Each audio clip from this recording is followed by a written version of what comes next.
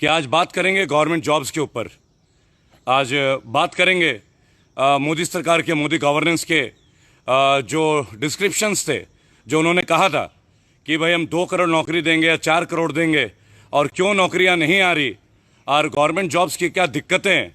भाई और बहनों, आज वो एक्सप्लेन करेंगे आप लोगों के बीच। मैं रेबल सदानंद पति, एज यूजुअल। कई बार मैं माफ़ी चाहूँगा, थोड़ा लेट हो जाता हूँ, तो उसके लिए मैं क्षमा प्रार्थी हूँ, लेकिन ट्रैफिक सिस्टम से इस वजह से इन्वॉल्वमेंट हो जाती है।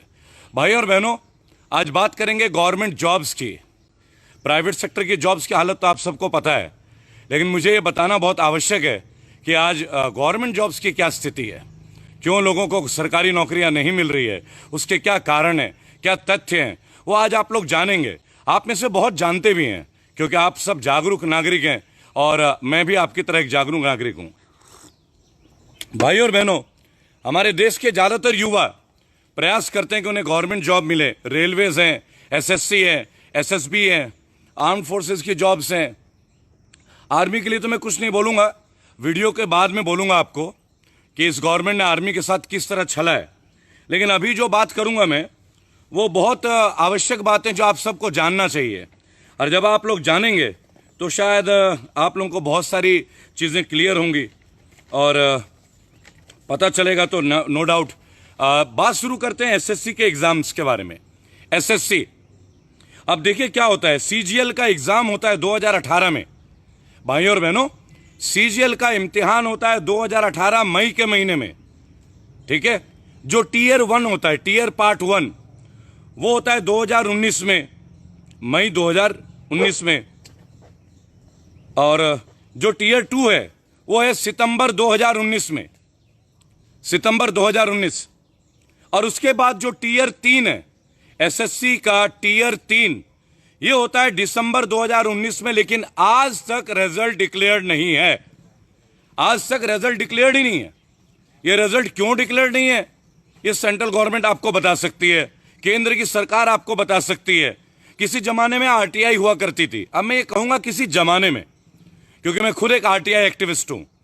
आरटीआई के जवाब नहीं आते, आरटीआई का रिस्पॉन्स नहीं आता, लोग पूछते रहते हैं, इंतजार करते हैं। अब तो कोरोना के नाम के 1000 बहाने भी हो गए। लेकिन आज बात करूंगा उन छात्रों के बारे में, उन युवकों के बारे में, उन नौजवानों के बारे में जो जीवन भर का ख्वाब देखते हैं, इम्तिहानों की तैयारी करते हैं, और जब वो इम्तिहान की तैयारी कर लेते हैं, इम्तिहान दे देते हैं, स्टेज बाय स्टेज, 2 साल, 3 साल, 4 साल, 5 साल, लेकिन फिर भी उनकी भर्तियों के जवाब नहीं आते। भाई और बहनों, वो बुजुर्ग हो जाते हैं, नौजवान बुजुर्ग की कगार पे आ जाते हैं, लेकिन 10-10 साल तक केसेस रहते हैं सरकार के बनाम इस्तिगासों के। लेकिन उन बच्चों के जॉब्स का क्या।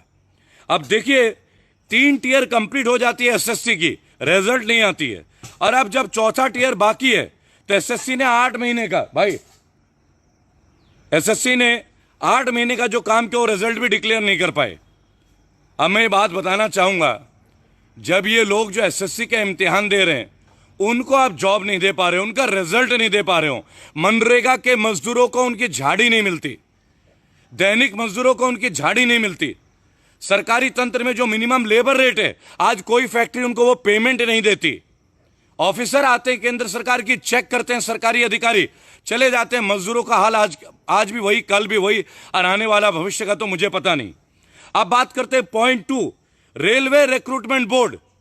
बहुत ही अहम मसला है रेलवे रिक्रूटमेंट बोर्ड, यानी कि रेलवे के अंतर्गत जो रेल की जॉब्स आती हैं, आपको पता है रेल की नौकरियां आती हैं, उनकी क्या स्थिति है, क्या परिस्थितियां हैं।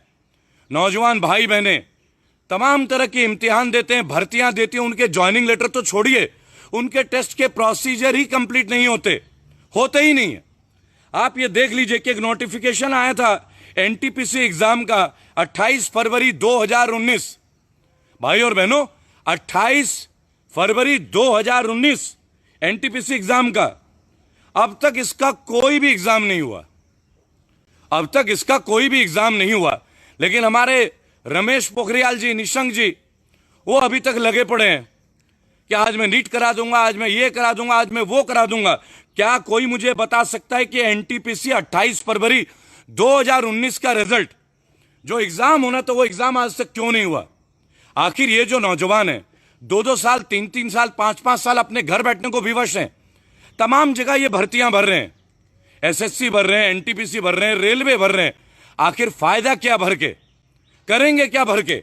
अगर ये करेंगे, इसी तरह भरकर इंतजार करेंगे, 18 साल के बच्चे की शादी हो जाती है 27 साल तक, लेकिन उसकी जॉब की कॉल लेटर नहीं आता है। कॉल लेटर आता है तो ज्वाइनिंग नहीं होती। और इसके बारे में हमारे माननीय मोदी जी, आपका शासन सुशासन कहीं भी काम नहीं करता। यहां पे अच्छे दिन नहीं आते हमारे नवयुवकों के, नौजवानों के, जो एग्जाम्स का अभ्यर्थी होते हैं, उनका भविष्य दांव पे लगा हुआ है। आप लोग केवल सरकार बदलने में लगे हैं। मध्य प्रदेश, उसके बाद राजस्थान और पता नहीं कहां, जहां आपकी इच्छा हो, जहां भी बीजेपी नहीं है, आप यही काम करेंगे। भाई और बहनों, देखिए, एसएससी एमटीएस टीयर 2 का एग्जाम 24 नवंबर 2019 को हुआ। इसका रिजल्ट आज भी रुका हुआ है। भाई, कोरोना तो मार्च 25 से आपने लॉकडाउन किया है। ये रिजल्ट क्यों नहीं देते बच्चों के? आप इनकी रिजल्ट डिक्लेयर वही हो गया कि नदी के रेत में सोना का ढूंढने का अर्थ हो गया है आज की डेट में गवर्नमेंट जॉब। तमाम एम्प्लॉयमेंट एक्सचेंज, जितने भी एम्प्लॉयमेंट एक्सचेंज है, एक भी एक्सचेंज कार्यरत नहीं है। कहीं पे कोई जवाब नहीं मिलता। हम जैसे बागी जब आते हैं सड़कों पे इन मुद्दों को उठाने के लिए, तो गाड़ी का नंबर फ्लश कर दिया जाता है। गाड़ी रोक दो भाई। 3 महीने में 19 बार डिटेन कर देते हैं आप लोग हमें। क्यों भाई? हमने क्या जुर्म किया है? हम उन, देखो, एक छोटी सी बात आज आपको कहता हूं। स्मृति ईरानी जी एक बार के लिए शिक्षा मंत्री बन जाती है। एक बहुत छोटा सा उदाहरण दे रहा हूं। स्मृति ईरानी जी शिक्षा मंत्री बन जाती है, लेकिन आपका अपना भाई रेबल सदानंद पति, भाई साहब इसे बंद कर लीजिए 1 minute. Rebal Sadanand Pati, gold medalist, university topper, Meerut university का सन 2000 के बैच का टॉपर हूं, उसके पश्चात गवर्नमेंट जॉब नहीं मिलती। मेरे भाई, अगर आप यूनिवर्सिटी टॉपर्स के साथ यह फैसला करते हैं, अगर आप नौजवानों के साथ यह फैसला करते हैं, आज 10 करोड़ से ज्यादा लोग रेबल सदानंद पति फाउंडेशन में जुड़े हुए हैं, मेरे यानी कि आपके संगठन में। हम लोग कभी भी सरकार के खिलाफ कोई गतिरोधियों में नहीं रहते, लेकिन जो नौजवानों के मुद्दे हैं, आप मुझे देखते होंगे, मेरे कई सेमिनार्स इंटरनेशनल लेवल पे होते हैं। 18 साल का मेरा एक्सपीरियंस रहा है। वैक के लिए मैंने काम किया, वेस्ट अफ्रीकन एजुकेशन काउंसिल के लिए। और मुझे लगता है कि वक्त आ गया जब इस गवर्नमेंट पैटर्न को युवाओं के लिए हमें कहीं ना कहीं बदलने की जरूरत है। अभी जो एग्जाम्स के बारे में मैंने आपको बताया, एसएससी सीजीएल 2018 मई से इनका रिजल्ट, इनका एग्जाम पेंडिंग है। आप बताएं, 2020 हो गया है, इनके एज क्राइटेरिया खत्म हो जाएगी। क्या फिर आप इनको दोबारा गवर्नमेंट जॉब्स में लेने का मौका देंगे? क्या इनको फिर से गवर्नमेंट जॉब्स मिलेगी? और ये तमाम लाखों के तादाद पे युवा हैं, हमारे भाई बहन हैं। तीसरी बात मैं आपको बताना चाहूंगा कि यूपी गवर्नमेंट ने, योगी सरकार ने बोला था कि हम लोग दारोगाओं की जॉब्स, स्टेशन ऑफिसर्स की जॉब, सब इंस्पेक्टर्स की जॉब हर साल करेंगे। क्राइम पे हम नंबर 1 है भाई और बहनों, क्राइम पे हम नंबर 1 है। और आप किसी भी चौराहे पे चले जाएं, पुलिस की संख्या अत्यंत ही कम है। आप उसका नतीजा उत्तर प्रदेश में देख सकते हैं। उसके बावजूद पुलिस की भर्तियां नहीं होती। आप पुलिस की भर्तियां नहीं करेंगे तो अपराध को आप नियंत्रित कैसे करेंगे? यह शोध का विषय है भाई और बहनों। PCSJ, public service commission, judiciary, कुछ चीजें तो मेरे अंदर ऑलरेडी फिटेड हैं, क्योंकि मेरे परिवार के बहुत सारे सदस्य हैं जो एग्जाम्स देते हैं। आज आप उनको बोलते कि स्टेट पीसीएसजे को भी आप सेंटर में लेके आ जाएंगे। हर स्टेट के कायदे कानून अलग है, भूमि के नियम अलग है, रेंट टैक्स अलग है। How can you merge all the things together? आपकी प्लानिंग्स नहीं है। योजना आयोग को नीति आयोग में कन्वर्ट कर देते हैं। आप एक बात समझिएगा, मैं अभी मुनव्वर राणा जी का एक इंटरव्यू देख रहा था। उन्होंने बोला कि अकबर जाहिल थे, पर अकबर के पास नवरत्न तो थे, बीरबल थे, तानसेन थे। ठीक है, अकबर अनएजुकेटेड थे, पर उनके पास नवरत्न थे। मोदी जी, आपके नवरत्न कौन है? आप एक 12th पास को शिक्षा मंत्री बनाते हैं, and that lady goes to deal with the PhD scholars in CBSE. What are we people supposed to do? मेरा पर्पस कभी भी वीडियो वायरल करने का नहीं होता। मैं तो आपको वो सूचना देना चाहता हूं जिससे कि आप प्रॉपर तरीके से वर्क करें। Your bad governance should be transformed into good governance. That is what Rebal Sadanand Pati believes. और मेरे तरह 10 करोड़ रेबल अब तैयार हैं। मैं कोई राजनीतिक संगठन का हिस्सा नहीं, कोई करोड़पति बाप का औलाद नहीं, लेकिन देश विदेश में जहां भी जाता हूं लोग सुनते हैं, सेमिनार्स आयोजन होते हैं आप लोगों के लिए। नेशनल दस्तक की आपसे गुजारिश है कि अगर इसको बचाना चाहते हैं तो नेशनल दस्तक को सब्सक्राइब करने के लिए रेड कलर के सब्सक्राइब बटन को दबाएं, फिर बेल आइकन की घंटी दबाएं। नेशनल दस्तक को बचाने के लिए बहुत जरूरी है कि हर खबर को शेयर करें, लाइक करें, कमेंट जरूर करें।